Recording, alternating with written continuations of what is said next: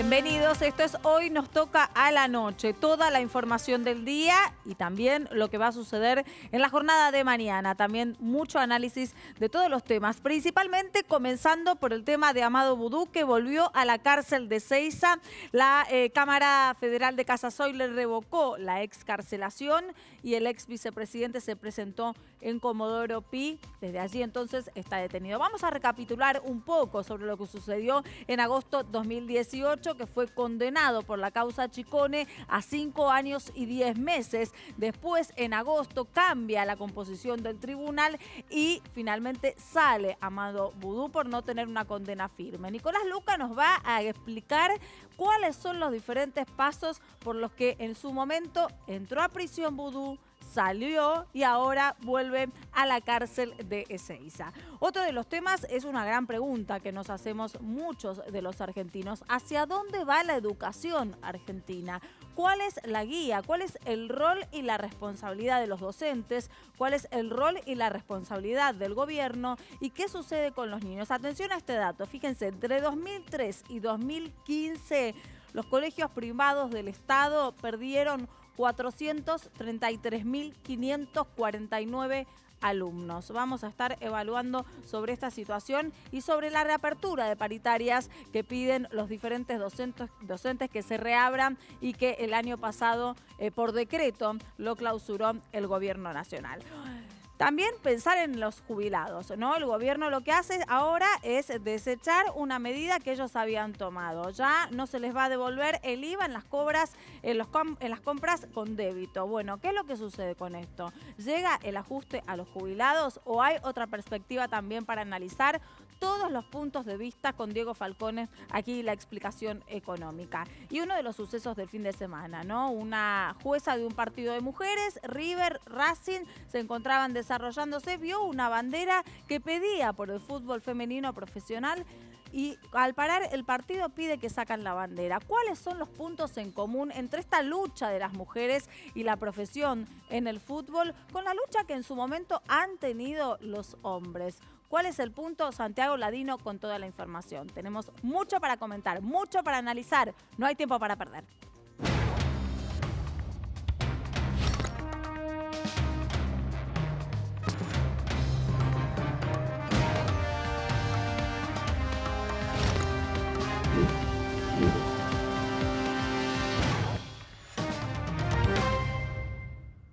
Lunes de mucha información y análisis. En principio, darle la bienvenida a mis compañeros. Diego, ¿qué tal? ¿Cómo estás? Muy bien.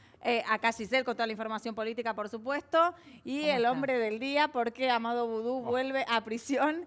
Y nadie nos puede explicar mejor que Nicolás Luca. El hombre del día ha sido Amado Vudú, que bueno, se presentó como se ha comportado hasta ahora, hay que decirlo, cada vez que la justicia lo ha solicitado, se ha presentado, pero eso no quita que sea parte también de la estrategia judicial, ¿no? Porque en realidad él tiene que cumplir una condena por más buena conducta que tenga.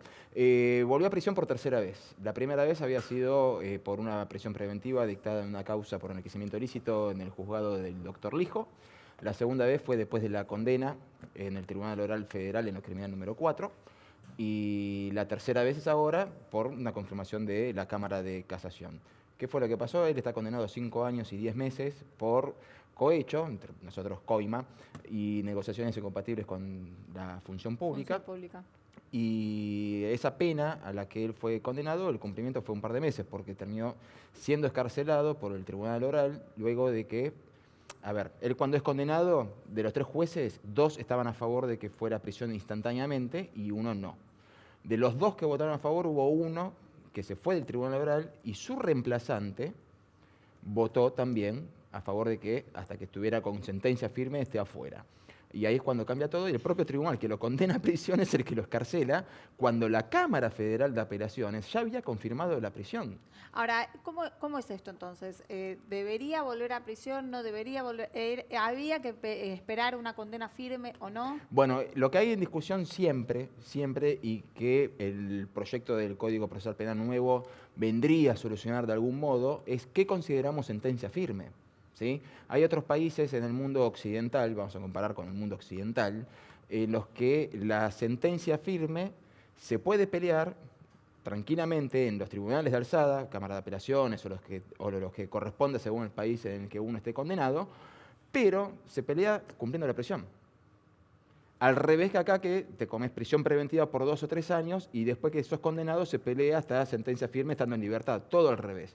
Durante el momento que todavía sos inocente, hasta que se demuestre lo contrario, estás en libertad y en el momento de la sentencia se cumple y haces los reclamos estando preso. Bueno, acá es exactamente al revés. La casualidad es que la sala 4 de la Cámara de Casación Penal está compuesta por el juez Hornos, el juez Borinsky y el juez Geminiani, que Geminiani actualmente es el presidente de la Cámara de Casación y Borinsky es el presidente de la Comisión de Reforma del Código Penal. Así que este sería como una suerte de fallo ejemplificador de cómo debería comportarse la justicia en causas a futuro. Respecto de este fallo, bueno, uno de los jueces, el doctor Hornos, habló con los medios y dijo lo siguiente. Nos parece que una persona que está condenada y que tiene, que ha demostrado un gran manejo de lo que es el poder público, la administración pública, y en este punto el Tribunal Oral lo ha justificado bien al imponer la prisión preventiva en el momento en que lo hizo. Nosotros estamos con esa posición, mayoritariamente al menos estamos con esa posición. Eso no significa que la condena esté firme, la condena va a ser revisada, tiene una condena de 5 años y 10 meses de prisión que vamos a revisar próximamente. La condena va a ser revisada, dijo el juez Hornos. Claro, porque lo que acá ratificó la Cámara es que debe cumplirla en prisión. O sea, la Cámara de Casación tiene 2 planteos. El primero se lo sacó de encima hoy diciendo, no, tiene que estar preso mientras resolvemos si la sentencia estuvo bien o no. ¿Sí? Este es el cambio que proponen la comisión que preside Borinsky también. Que se cumpla la prisión y haga los reclamos mientras estás en prisión, porque la condena, ya hubo un tribunal que dijo culpable, hubo una Cámara que dijo culpable y tenés la tercera instancia que debe resolver si es culpable o no. Y después tenés una cuarta instancia, si quieren, porque es un exfuncionario que podría ser la Corte, porque la Cámara de Casación Penal es el máximo tribunal en lo penal, salvo que sean causas que involucren a funcionarios o exfuncionarios. Y encima llega a llegar a la Corte, puede llegar a cumplir la condena antes de que la Corte resuelva. Claro. Porque fue condenado a 5 años, ¿sí? Lo cierto es que hoy se presentó nuevamente él en tribunales, como decíamos al principio. Lo mismo había hecho la vez anterior, cuando lo van a buscar a la casa, él no manifestó ninguna posición, cumplió, fue. Y es parte también de la estrategia que quieren mostrarlo nuevamente como que es un tipo que se pone a derecho, que lo ha estado desde el principio, pero por ahí sería hora de entender que las sentencias están para cumplirlas. Bien, vamos a seguir. Otro de los temas del día es la política, porque habíamos anunciado el viernes que comenzaba el año electoral con las PASO y con las PASO en La Pampa, y hubo resultados. Así es, hubo resultados porque en La Pampa, en la interna de Cambiemos, el radicalismo aplastó al PRO. Esa es la realidad. Le ganó con un triunfo contundente, claro, de 30 puntos. Le sacó el candidato radical Daniel Kroneberger al macrista Carlos McAllister. Tenemos muchas preguntas, porque después esto por ahí envalentona la necesidad de un sector de la UCR para también tener un candidato a presidente. Sí, por supuesto que esto los envalentonó. Primero, bueno, el análisis en la Casa Rosada, la realidad es que no se sorprendieron demasiado porque lo que pasó acá es que influyó el peso territorial que tiene la UCR en el interior y en La Pampa, por supuesto. ¿Qué significa peso territorial? Significa que tiene intendentes, que tiene militantes, que tiene capacidad de movilización. Y las primarias en La Pampa no son obligatorias. Apenas fue un poco más del 40% de la gente a votar. Entonces esa capacidad de movilización la tiene la UCR y no la tiene el PRO. También algunos creen que pudo haber influido la mala imagen que tiene el presidente Mauricio Macri en La Pampa. Recordemos que La Pampa es una provincia peronista que está gobernada por el peronismo desde el año 1983. Bueno, ahora Kroneberger va a enfrentar como candidato de Cambiemos a la gobernación al candidato del peronismo, Sergio Silioto, que no fue a internas porque ya él había sido elegido como candidato del consenso.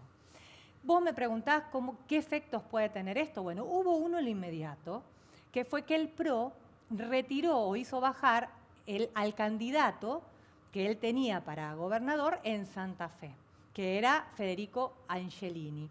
Iba a ir ahí José Corral, lo sacó, dijo no vamos a ir a la interna, que vaya el candidato del radicalismo en Santa Fe, que fue intervenida la provincia también por el radicalismo, e irá José Corral.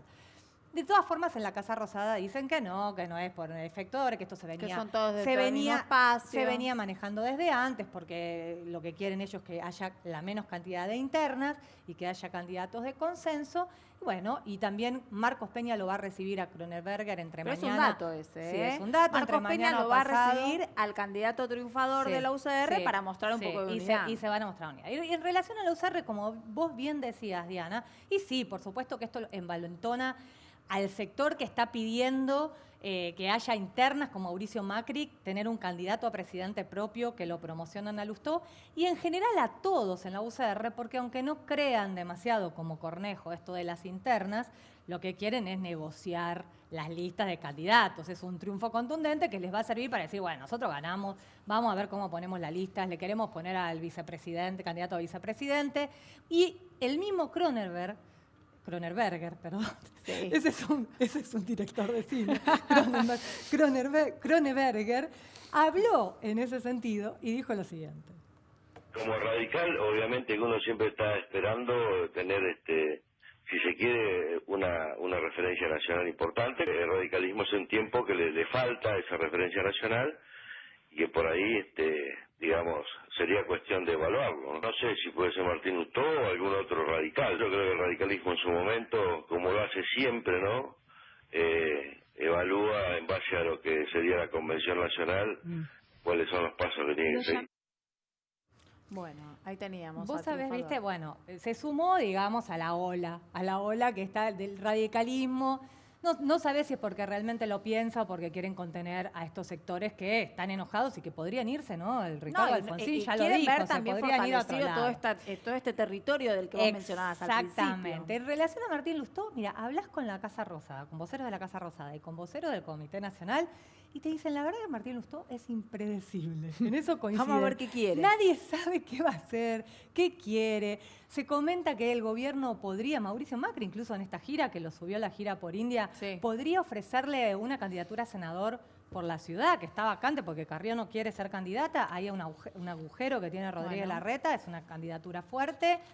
¿Qué va a hacer Martín Lustó? Nadie lo sabe. Pero desde la Casa Rosada, por supuesto, lo que van a tratar es de que no haya una interna con el presidente, y desde el mismo radicalismo te dicen en voz baja, la verdad que nosotros no tenemos ningún candidato de la potencialidad para enfrentarlo al presidente y además hay que mostrar unidad. Con lo cual yo creo que todo este juego sirve para negociar las listas. Bueno, la convención radical la va a decidir que también Marcos igual en Peña les dio un abril. mimo que lo venían pidiendo. Sí, claro, los de bueno, la es UCR. la historia de siempre, el tiro y afloje por las listas, por los cargos, por los ministros del gabinete, se verá. Uno de los temas que les anticipamos en las ventas es que el gobierno canceló de la devolución del IVA en los pagos con débito de los jubilados. Y nos preguntamos si esto es, ¿cómo se puede leer en realidad, no? ¿Cómo se puede ver? Si es un ajuste a los jubilados, si en realidad es una necesidad del gobierno. A ver, un ajuste es, el gobierno había sancionado en 2016 una devolución del 15% en las compras que hicieron los jubilados, también los beneficiarios de la UH y otros beneficiarios sociales, el 15% del 21% que se cobra en el IVA. Eso implicaba un tope máximo de 300 pesos por mes. De esa forma se lograron dos objetivos. Premiar a quien usaba medios electrónicos. Recordemos que en 2016 todavía el billete de máxima circulación era de 100 y era un costo muy alto para los bancos trasladar el efectivo. Entonces era una manera de resolver eso hasta que entraran los billetes de máxima circulación. Es interesante lo que estás planteando, Diego, porque en algún punto era una medida para incentivar el uso, pero tampoco es que se hizo un gran despliegue de comunicación para que ese uso se crezca. No, porque de hecho de los 7,5 millones de beneficiarios que podían utilizar esto, solo lo usaban el 1,2 millones, que es un 16%. De hecho, el presupuesto que tenía asignado para esta medida era de 3.000 millones de pesos, cuando el potencial era de 30.000. Es decir, si todos los jubilados utilizaban su débito para las compras, esto implicaba un gasto para el fisco de 30.000 millones de pesos. Claramente ese número no se iba a alcanzar, los jubilados no están acostumbrados a los medios electrónicos y por lo tanto el ahorro es muy chico. Ahora, cuando uno mira desde el lado del gobierno, es cierto que el déficit fiscal, que es bastante elevado todavía y que va a ser un desafío bajarlo, se cuentan de a 1 millón.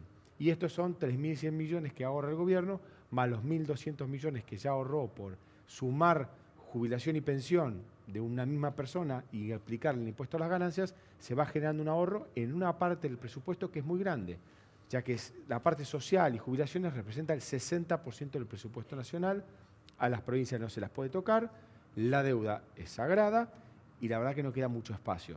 Diego, entonces vos, así explicándole a la gente, ¿no? A todos nosotros que no somos especialistas en economía, todo lo que el gobierno entonces pueda ir ahorrando de vuelta para acumular, ¿le sirve por más poco o mucho que sea? Sí, ¿Hay una necesidad tan grande de eso?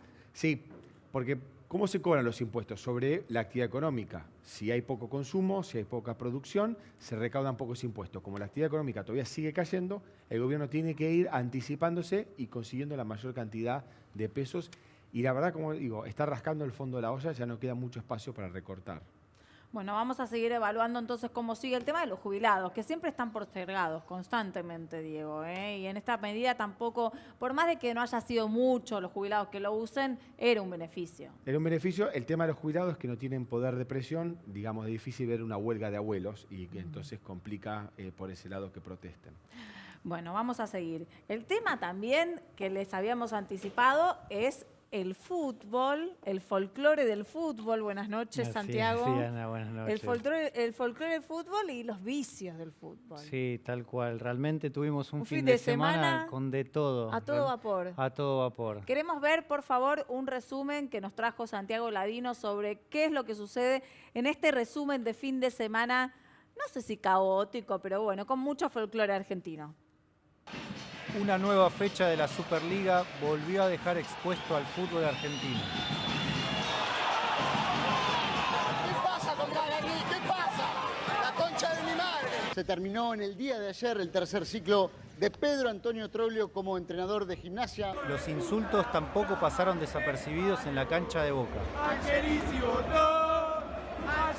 votó, sos un hijo de puta, la puta madre que te parió.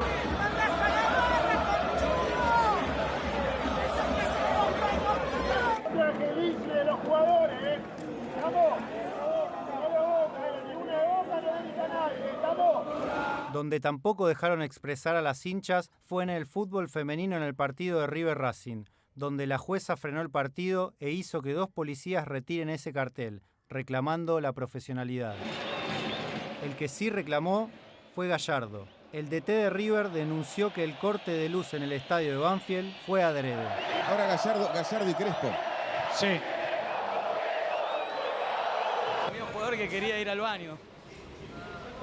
Bueno, fue eso. Un jugador de Banfield me lo confirmó. No voy a decir quién, pero me lo confirmó. Entiendo que quería desestabilizar una situación donde la veía comprometida y me quiso acusar a mí de que yo fui a pagar la luz. Yo no soy electricista. Bueno, hubo de todo, ¿eh? Quiero saber qué le pasó a Troglio. Si bien el equipo que dirige Pedro Troglio, de las 19 fechas que van en la Superliga, solo ganó 11, pero realmente despertó una incógnita, ¿no? Porque trajo el nombre de un personaje que no tiene mucho que ver con el juego en sí. Cristian Bragarnik. Exacto, Cristian Bragarnik, un personaje hoy por hoy poderoso en el fútbol argentino, con fuertes conexiones en México, donde en su momento lo ha sufrido, ¿no? Arsenal, para algunos lo hemos padecido y para los otros lo ha enaltecido a la institución, ¿no? Arsenal en su momento lo sufrió con Grondona, estas críticas, siempre relacionándolo con esta familia poderosa. Ajá. Bueno, ahora le toca Defensa y Justicia, porque él gerencia el club de Varela, ¿no? El que realmente hoy comparte la punta con Racing Club, que también es otro club que Cristian Bragarnik. Pero a ver, Troglio está en la mira porque no gana partidos o por las críticas que realiza a quien quizás no debería. Creo que Troglio lo que hizo fue una especie de supervivencia, ¿no? Trató de tirar un poco la atención para otro lado. Creo que el equipo de Becasese mostró supremacía el fin de semana ante el equipo de Pedro Troglio.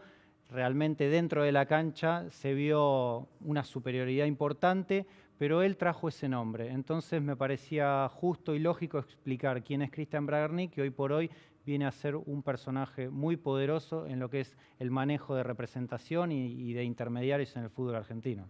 Bueno, y otro de los temas del día principalmente es tener en cuenta lo que sucedió con el fútbol femenino. Nosotros queríamos centrarnos un poco en este tema, lo hablábamos con Santiago antes de arrancar el programa, de que en realidad es una situación que las mujeres que quieren jugar profesionalmente lo tienen como lucha, lo tienen como pedido genuino. Tal cual, tal cual. Eso es justamente lo curioso, ¿no? que atravesaron estas chicas en el partido de Racing y River, donde simplemente había una bandera con un mensaje. En ese sentido... Acá la vemos, la bandera. El fútbol femenino profesional. El mensaje es claro, simplemente es un pedido, como muchas veces vemos en los partidos de fútbol, cuando los chicos ponen banderas diciendo Messi, quiero tu camiseta, y simplemente es un pedido. El reglamento, claramente la jueza no tuvo que atenerse al reglamento por un mensaje xenófobo, un mensaje racista, simplemente fue pura, absolutamente interpretación. No es que hay una parte del reglamento que dice que... No, en este caso, como es un mensaje que no es agresivo, es pura interpretación de la jueza. Lo que llama la atención es que era una mujer, era un árbitro. Entonces, lo curioso de todo esto es que qué mejor que el fútbol se profesionalice, qué mejor que este pedido, este grito de las chicas, se termine de hacer... se termine de poner en funcionamiento, porque en realidad a todas las chicas que están luchando por esto le conviene, por supuesto. Entonces fue como curiosa la interpretación que tuvo este árbitro, y después, no solo con eso, la policía se lleva como el elemento probatorio de una bandera que en realidad no es agresiva, como si fuese un palo, como si fuese una bebida alcohólica, como si fuese un arma. Fue tomado con una interpretación tal esta bandera que realmente llamó muchísimo la atención, y eso fue... Ahora, charlábamos antes de comenzar el programa de que en realidad la lucha, esto por tener un fútbol profesional, también en su momento la llevaron los hombres. Por supuesto, hoy por hoy Macarena Sánchez es una chica que jugaba hasta enero de este año en la Guay Urquiza. La despidieron, y la realidad es que hoy por hoy ella alza la voz como para que la escuchen y que también escuchen otras historias, porque la realidad es que esto que están viviendo las chicas hoy lo han vivido los hombres en el 31, cuando se los contrataba, entre comillas, para que jueguen en los clubes sin remuneración, sin sueldo, sin contratos. Simplemente habían viáticos y la promesa de te vamos a dar trabajo en nuestras fábricas. Estas chicas hoy... Es muy importante lo que estás diciendo. Estas chicas hoy en día se hacen cargo de sus recuperaciones, de sus lesiones, por supuesto de sus traslados para ir al entrenamiento, los botines, los insumos, ¿no? Para seguir tratando de llegar lo más lejos en un fútbol que está totalmente amateurizado. Bueno, vamos a seguir con este tema que me parece súper interesante. Y el último dato que te pido, ¿qué pasó con Gallardo? Lo de Gallardo... Él que es un hombre de fútbol. Y yo creo que Gallardo, con la espalda que tiene y con los avales de títulos que tiene, seguramente lo que vio, por eso lo expuso, ¿no? Por eso lo dijo. Claramente lo expuso porque hubo algo que realmente no le cerró, y no creo que Gallardo, con los laureles con los que cuenta, tenga que caer en esta chicañada de ver algo que no sucedió, ¿no? Yo estoy casi seguro que hay mucho material como para darle la derecha. Que sabe. Así es. Bueno, ya vamos a seguir entonces con toda la información del deporte. Nosotros volvemos en un rato, después del corte, analizando la educación de nuestro país. ¿Qué es lo que sucede? Que los chicos dejan la escuela.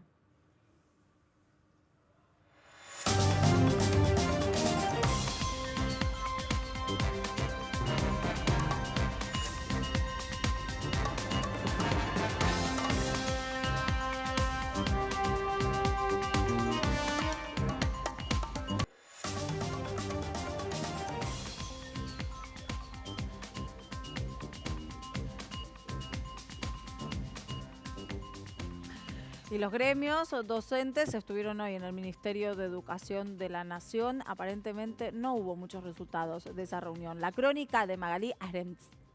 No estamos apoyando. A 3 semanas del inicio de clases, el Gobierno Nacional convocó a los gremios docentes a una reunión para tratar los puntos principales del convenio marco. Esto significa calendario educativo, condiciones laborales y salarios. Hemos planteado que por lo menos hoy debiera ganar un docente por lo menos 25.000 pesos de salario mínimo docente para poder discutirlo luego en cada una de las jurisdicciones. Sin embargo, el tema principal para los maestros, al menos los nucleados en CETERA y quienes se negaron a entrar en la reunión, fue la reapertura de las paritarias nacionales. Está convocando a una reunión que viola la paritaria nacional, es decir, no cumple con la paritaria. Los gremios UDA, AMET y SEA, que sí estuvieron cara a cara con el ministro de Educación, Alejandro Finocchiaro, pidieron más financiamiento para la educación, más capacitación federal, una discusión seria sobre el salario mínimo docente en todo el país y el adelantamiento del aumento previsto para junio. El gobierno respondió en la misma mesa de negociación. Manifestaron que querían volver al esquema anterior de lo que ellos denominaban la paritaria nacional. Nosotros le dijimos que eso ya fue zanjado por el decreto 52. ¡Fuerza, compañeros!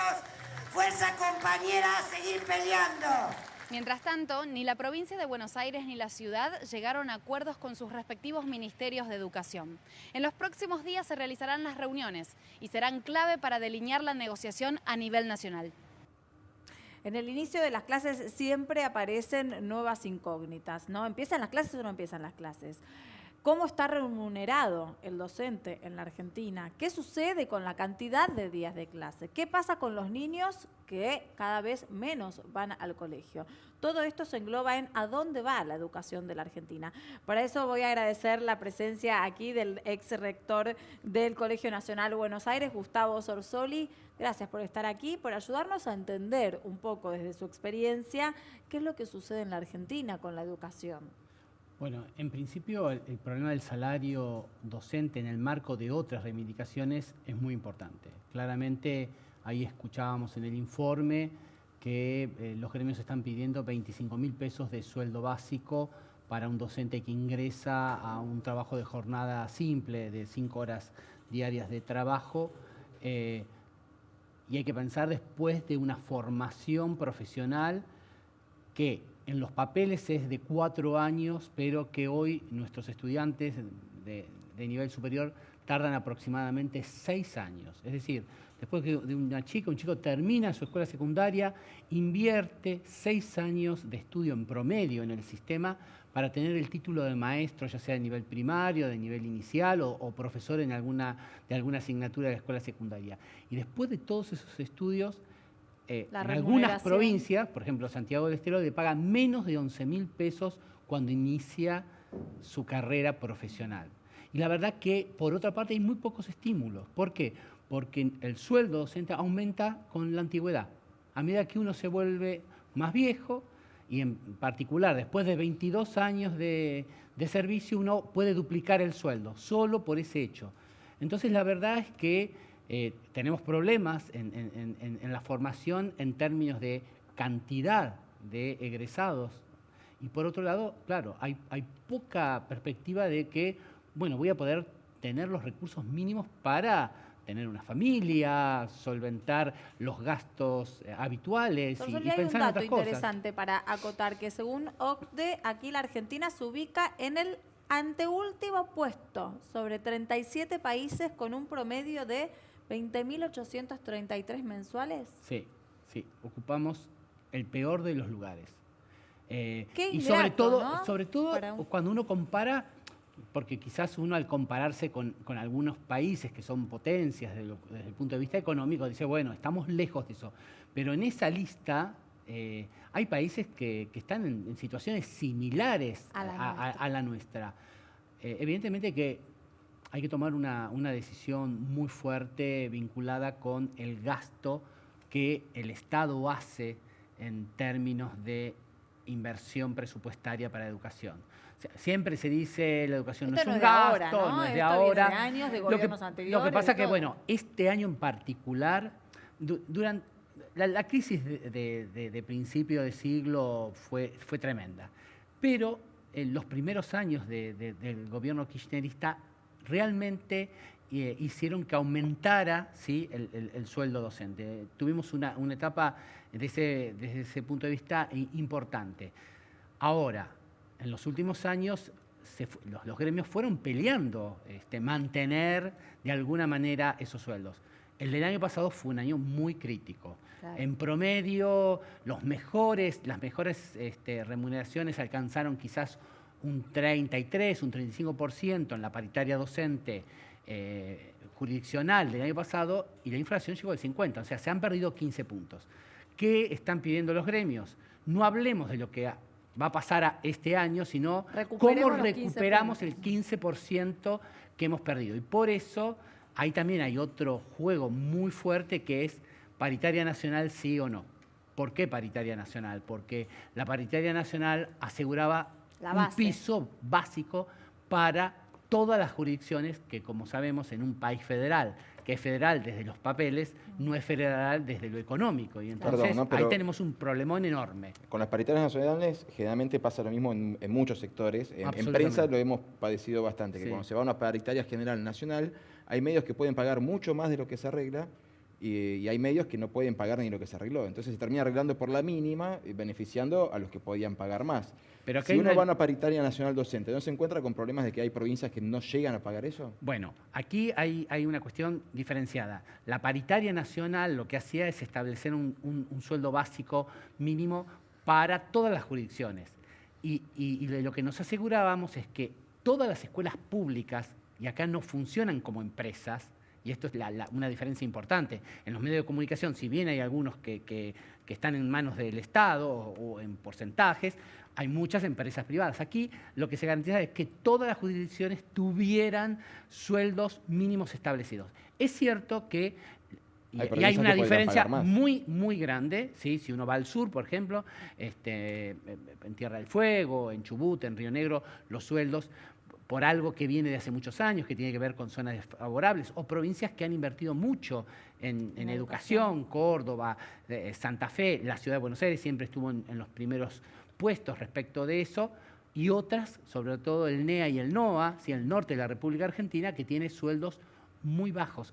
Hay que mejorar, porque además lo que tenemos que dejar de presentar como posibilidad es el paro docente y la falta de clases y los chicos en su casa por este tema de coyuntura. Es cierto, es una inversión muy grande porque efectivamente la partida presupuestaria que requiere financiar la educación pública es muy alta en nuestro país. Ahora, vos bien planteabas qué pasa con las provincias que son mucho más pobres. Porque claro, es cierto, somos federales, pero la distribución de la riqueza es muy asimétrica. Bueno, hay asegurado por ley un fondo compensatorio, y ese fondo compensatorio también está teniendo problemas, y es otro de los reclamos que está en el pliego de reivindicaciones de los gremios. Ahora, según las estadísticas, la escuela pública perdió en los últimos años, por lo menos en los 15 años, muchos alumnos que se fueron al sector privado. Miles. Algunos hablan de 1 de cada 10 alumnos se perdió. ¿Esto a qué se debe? Porque incluso en los últimos 15 años, cuando se decía que el kirchnerismo le interesaba, ¿no?, que Nacional y Popular el gobierno y le interesaba la educación pública, es cuando más fuga hubo. 6 puntos de PBI en la educación. Por eso. ¿Pero a qué se debe esto? ¿Esto tiene que ver a la mala calidad educativa, a los paros que hacen los gremios? ¿Por qué esa fuga? A ver, en principio quizás no habría que hablar de pérdida. O sea, es cierto que hay menos alumnos en la escuela pública, ¿no? Pero lo importante es saber dónde están esos chicos. Claro, efectivamente, si se van esos chicos a la escuela privada, no se van a ningún lado. No. Bueno, nosotros tenemos un gran problema con la escuela secundaria, no con la escuela primaria, que realmente cubre el 99.99% de los chicos van a la escuela primaria y la terminan. El problema que tenemos es con la escuela secundaria, ¿sí? La mitad de nuestros jóvenes están fuera de la escuela. Ese es un flagelo que tenemos que resolver. Digamos, si nos preguntamos, ¿qué hace una chica o un chico joven entre 13 y 18 años que no sea ir a la escuela? En un país que los puestos de trabajo no sobran. Es más, hemos, creo, escuchado en los últimos tiempos, se han perdido en el último año 200.000 puestos de trabajo. O sea, es una población... ¿Y qué pasa que no están contenidos en ¿Qué la escuela? futuro tienen? Bueno, claramente hay que hacer una gran inversión y eso nos va a costar mucho dinero y hay que asumir que eso es así y que requiere esa inversión para pensar en el futuro. Sí. Digo, son miles, o sea, no estamos hablando de algunos, estamos hablando de miles de jóvenes fuera de la escuela. Si me permite, una observación, porque va una cosa atada a la otra. Cuando uno reclama más presupuesto para la educación pública y después de 12 años donde el gobierno anterior dispuso de enormes recursos públicos para destinarlo, yo noto que uno sale de la secundaria con 4 frases que terminan siendo tremendas. Ahorro consumiendo, invierto en autos y viajes, se financia pagando el monto mínimo de la tarjeta, esto es lo que hacen los jóvenes adultos, y para cerrar, los mercados financieros son un casino, una timba. Hay un tal analfabetismo en la cultura que se desincentiva el ahorro. Y eso termina después repercutiendo en que la Argentina tiene que ir a pedirle plata al Fondo Monetario, a los mercados internacionales, y no hay ahorro genuino. Brasil, para cerrar acá la idea, se financia con sus propios recursos. Digamos, la Argentina ha perdido una cultura financiera tremenda. En el caso de la Ciudad de Buenos Aires no lo conozco, sí quiero saber si hay alguna intención de introducir algunas materias de contabilidad, de finanzas básicas, restricción presupuestaria. A ver, nosotros, bueno, el colegio tiene un plan de estudios que a esta altura uno podría decir antiquísimo. Tanto es así que es el mismo plan de estudio. No, es el mismo plan de estudios desde hace 35 años, desde que volvimos a la democracia. Y los chicos tienen una materia en 5º año que es economía y ven algo de macro y algo de micro. Es decir, ven una materia que es economía, concretamente. Así como tienen otra materia que es derecho y otra filosofía, los chicos tienen un plan de estudio tradicional, pero muy fuerte. Y efectivamente de ahí se llevan herramientas muy importantes. Y una parte interesante de nuestros egresados sigue esa carrera a futuro. Y voy a poner 2 ejemplos que están en las antípodas respecto de su pertenencia política. Uno es Axel Kicillof y el otro es Martín Lustó. Digo, para que se vea el espectro tan variado de cómo, bueno, esa formación les permite elegir carreras como esta.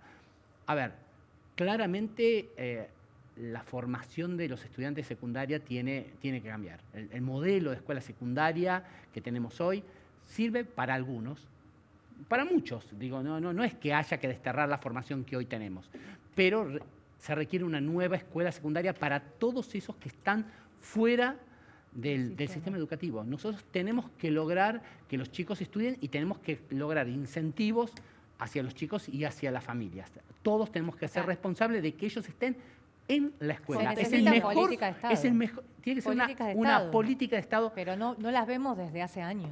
A ver, hubo políticas. Perdón, a ver, tenemos las ausencias en el colegio, pero también tenemos que los que egresan de esos colegios, por lo menos lo que han sido los resultados de las evaluaciones han sido no muy beneficiosos. Dejamos afuera lo que es el Nacional de Buenos Aires. Porque no, dejemos afuera muchas escuelas preuniversitarias del país. Digo, el Nacional de Buenos Aires es un ejemplo que que como tiene mucha historia y está localizado en la ciudad de Buenos Aires y a una cuadra de Plaza de Mayo, es como el referente de esto. Hay 60 escuelas preuniversitarias, y puedo mencionar el Nacional de La Plata o el Montserrat de Córdoba. Digo, en las grandes ciudades hay escuelas preuniversitarias. De hecho, la Universidad de Buenos Aires está abriendo un colegio preuniversitario en Escobar, el primero que va a tener en la provincia de Buenos Aires. Es decir, hay de esas escuelas y lo que hay que decir es que tienen una demanda enorme. O sea, hay muchas familias que eligen este tipo de escuelas donde hay exigencia, donde se les enseña mucho, pero de todas maneras, ¿sí? Y también tengo que decir, los sueldos de los docentes de las escuelas universitarias casi duplican el de las jurisdicciones. O sea, también...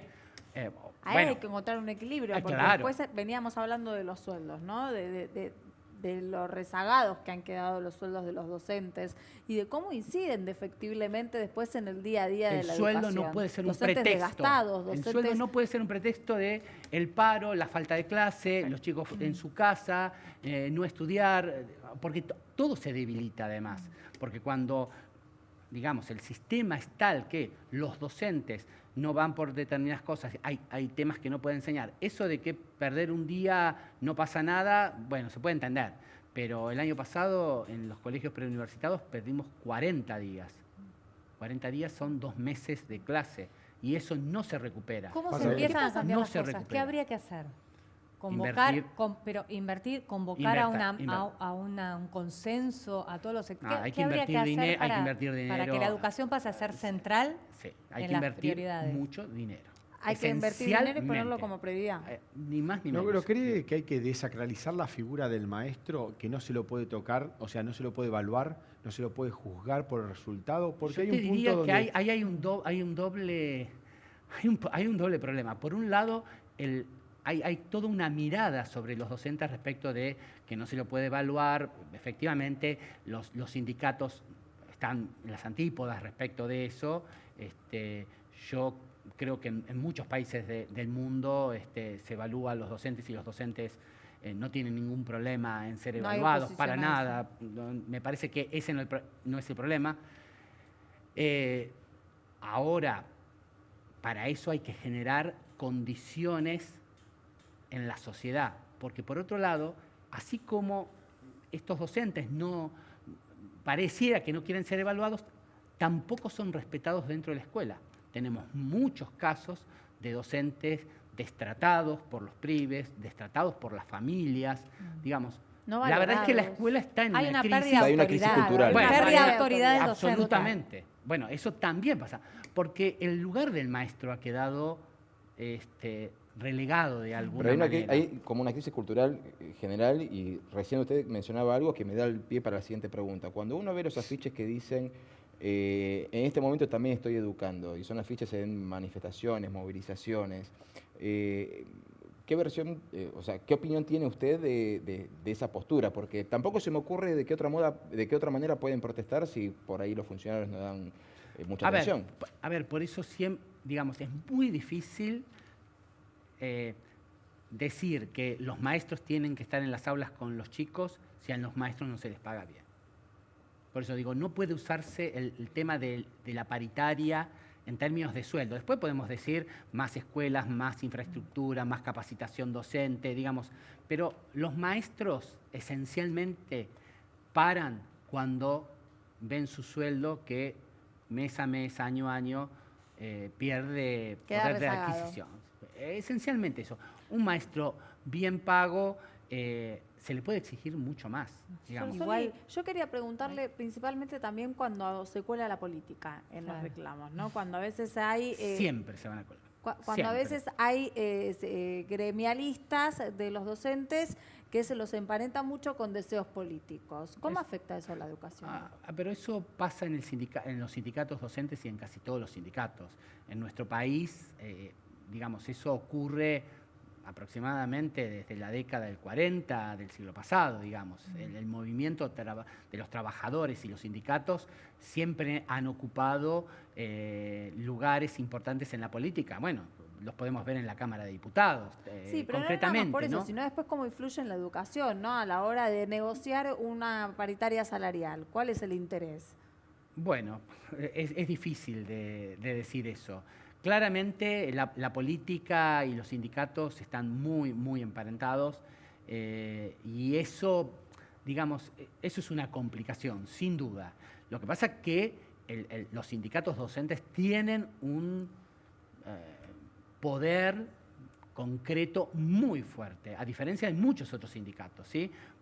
Si bien no manejan camiones que transportan los alimentos u otro, sin embargo, tienen una inserción en la sociedad muy fuerte, porque claro, lo que en última instancia los maestros tenemos a cargo la formación de los chicos y chicas, de los hijos. Gracias, Orsoli, por haber analizado con nosotros este tema que evidentemente nos toca a todos. Quiero agregar una cosa, vi el cartel verde de las chicas del fútbol y es muy triste en este contexto ver que cuando un grupo de gente que busca algo legítimamente utiliza un mecanismo democrático, pacífico, transparente, es de alguna manera reprimida de esa manera. Sí, me parece muy importante también como lo planteó Santiago recién. Claro, porque después nos quejamos cuando hay un corte de calle. ¿no? Las chicas no estaban cortando la calle, ni estaban impidiendo el partido. No. Estaban manifestándose. Y se llevaron, él planteaba, Santiago recién me pareció maravilloso, quería volver a repetirlo, que Santiago lo que planteaba era, y se llevaron la bandera como si fuese un palo o un objeto realmente de amenaza al partido que se estaba llevando. Sí. Nuevamente, muchas gracias. La educación es algo que nos importa a todos y es el futuro de nuestro país. Enseguida volvemos después del corte.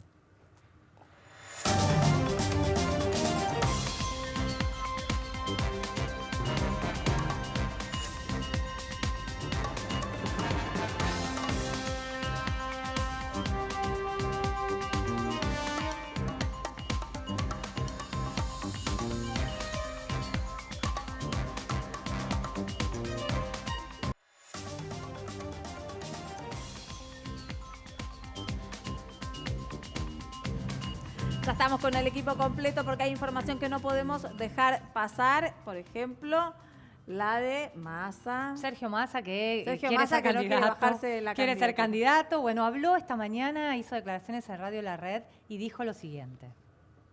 Uno no puede ponerse en el lugar de decir soy yo o nadie. Creo que en todo caso eso lo define la gente, el lugar que ocupa cada uno. Y para eso están las primarias y para eso se construyen consensos. Claramente vamos a participar de las primarias de agosto con el Frente Renovador y con otras fuerzas políticas, convocando además a un acuerdo más amplio al votante de Unidad Ciudadana, de decirle, miren, dejen de pensar en candidaturas de culto porque no pueden ser la llave del triunfo de Macri en la segunda vuelta. El gobierno no tiene una sola idea para resolver el problema de los argentinos. Sostiene, digamos, una candidatura en la oposición para confrontar fracasos. Bueno, fue un mensaje directo a Roberto Lavagna, que viene diciendo que él se presentaría como candidato presidencial en el espacio Alternativa Federal, con los progresistas, con los socialistas, un frente muy amplio sin el kirchnerismo, pero siempre y cuando no haya internas, si quiere que se baje Massa, que se baje Ortubey. Entonces, eso fue un mensaje directo a Lavagna y también al votante de Cristina, que le está diciendo, o sea, viste que lo cuida, no los critica, dice. Por supuesto. Nicolás, hace unas semanas, creo que 2 semanas, decíamos que... No, la semana pasada. ¿La semana pasada sí, fue? Pasa rapidísimo todo.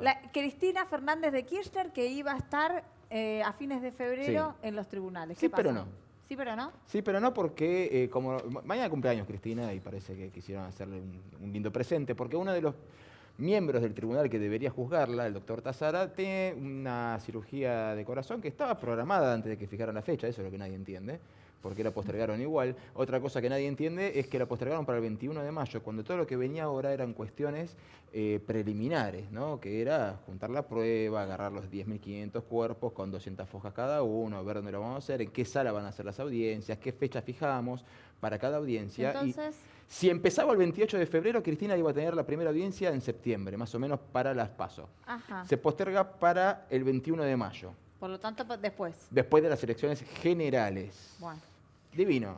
Pero bueno, feliz cumpleaños. Cumpleaños la presidenta mañana, la expresidenta. Que lo cumpla feliz. Resumen financiero. Poco para comentar porque hubo feriado en Estados Unidos, es el día del presidente, entonces el dólar casi no operó, se operó, lo que se operaba hoy se liquida mañana y eso es 62 millones, por eso esos 20 centavos y todo el ruido que se generó en los 38,80 no lo tomaría o lo tomaría con pinzas. Lo que sí es interesante es, como veníamos planteando, volvió a subir la tasa de interés un poquitito, un 0,1, pero marca la tendencia que ya vimos la semana pasada. El Banco Central, con el mal dato de inflación, sumado a lo que se espera para febrero, no traigo buenas noticias. Eso que en un momento comentábamos, los economistas... Sí, venía bajando y vos me anticipabas. Esto tiene que tener un freno, va a empezar a subir. Va a empezar a subir la tasa. ¿Por qué? Porque la inflación para febrero se espera que esté entre 3,5 y 4%, producto de los aumentos. Lo que no queda claro es por qué los economistas que estaban estimando este dato en enero no lo tuvieron en cuenta. Y aparecía en las encuestas un 2,5. ¿Vos te diste cuenta que él nunca nos trae una buena noticia? No, el viernes porque es viernes, el lunes porque es lunes. No, bueno, algo más de economía. Bueno, y lo que vamos a ver hacia adelante es un dato muy importante porque ¿qué hizo? Tengo un dato fundamental para entender. ¿Qué hizo el embajador norteamericano en el día del presidente? Se tomó el feriado. ¿Y dónde fue? No Escuchamos de fondo. Y lo estamos viendo. Fue a la cancha. Fue a la cancha. Fue a la cancha. El embajador de los Estados Unidos, el señor Prado, se fue a la cancha de Sacachispa a comer garrapiñada. Feliz. Feliz viendo Sacachispas. El apoyo norteamericano está en todos los rubros, hasta en el fútbol, del ascenso. Y su Twitter muy activo con respecto al festejo. Festejó, gritó el gol, mostró fotos y acá la camiseta número 10. Comiendo garrapiñadas, ahí lo vemos, ¿no? Sí.